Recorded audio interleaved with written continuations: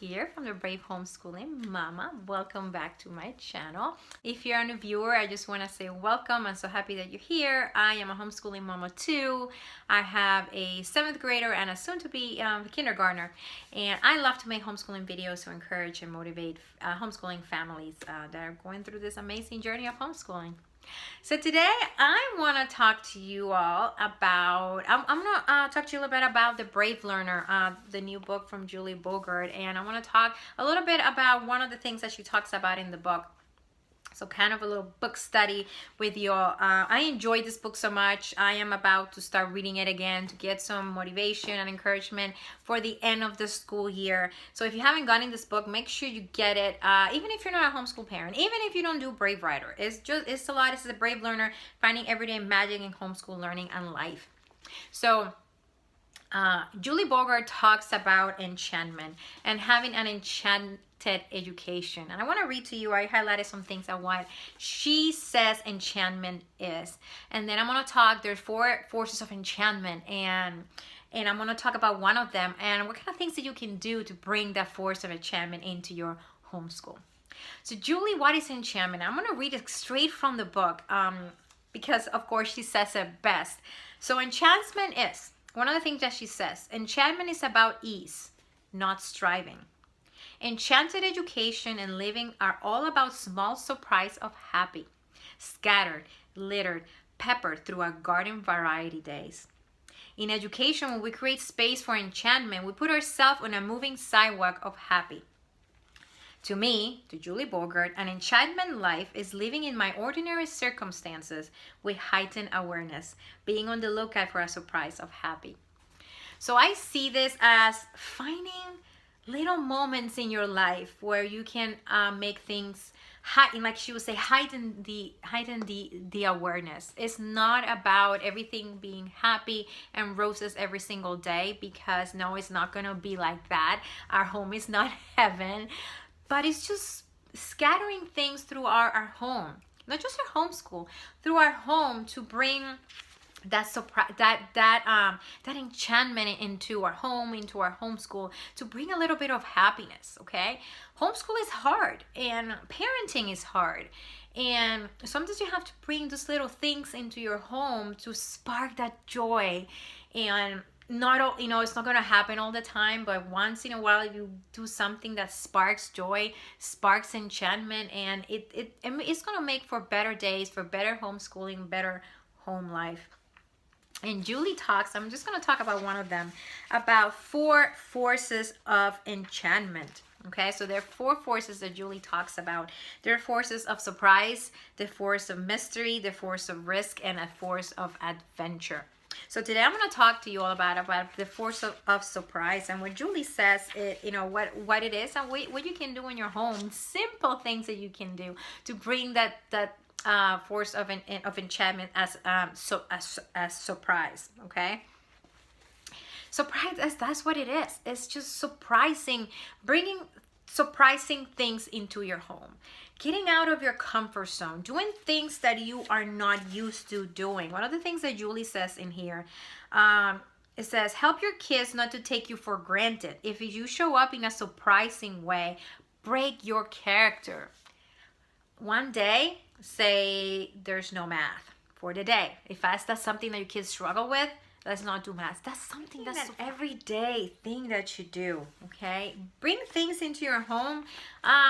Bake brownies and do your math eating brownies. Or say a day, hey, we're not gonna do school this morning, we're gonna play video games, or we're gonna watch their favorite movie. It's just surprising the kids in ways that they're not expecting, things that are, like she says here, out of your character, and surprise them.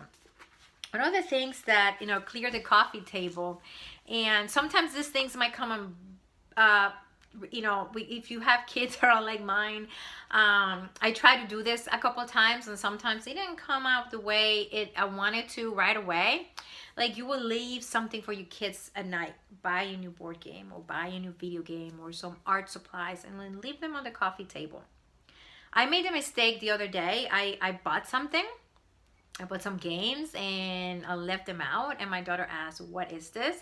And I said, "Oh, I just bought some games for for us to play." And she thought what was in the box before was something else. So she comes and say, "Oh, I don't like to play board games," and I came about this the wrong way.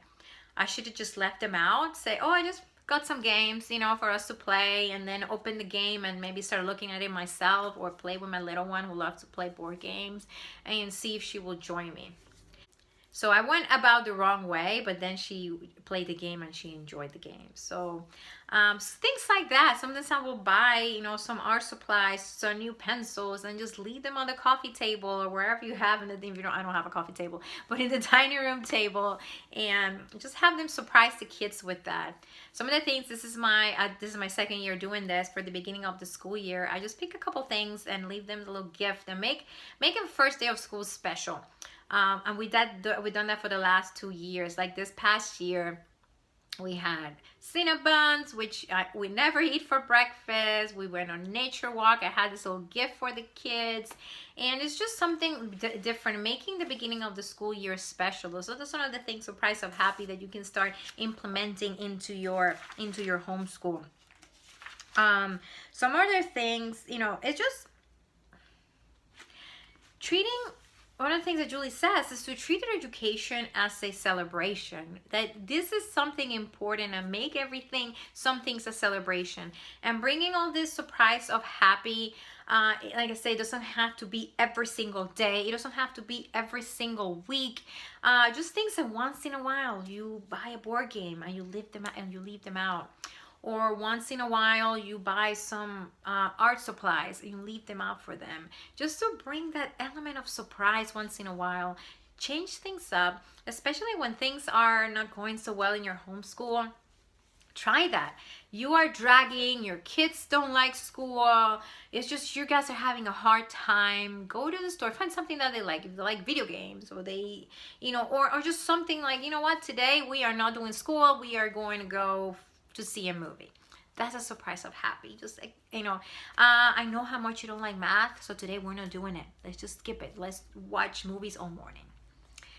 You're not gonna do that every single day. So just like sprinkle those surprises throughout your school, your school month, and once in a while, and surprise them, and you will see how things start to change.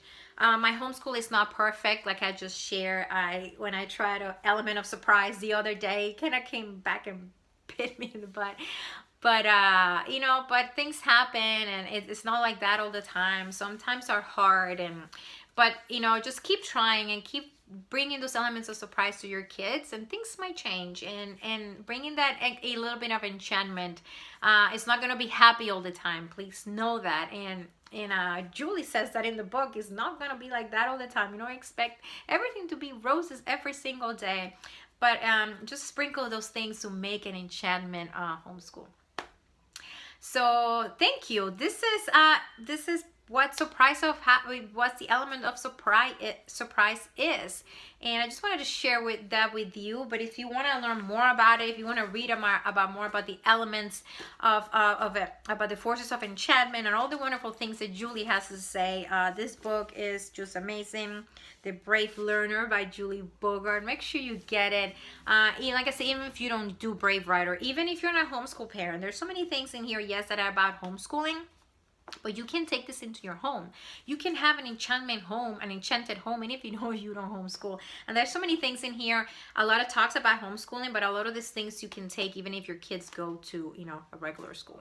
Okay, so thank you so much for watching. I'm going to come in here more and talk a little bit more about the different things that are in this book, and share what's working in our home and what's not working, what I have tried, new things that I have tried that I learned in the book. So make sure you subscribe if you haven't done so yet, and hit that notification bell so you don't miss any of my homeschooling videos. So I will see you all in my next video. Bye.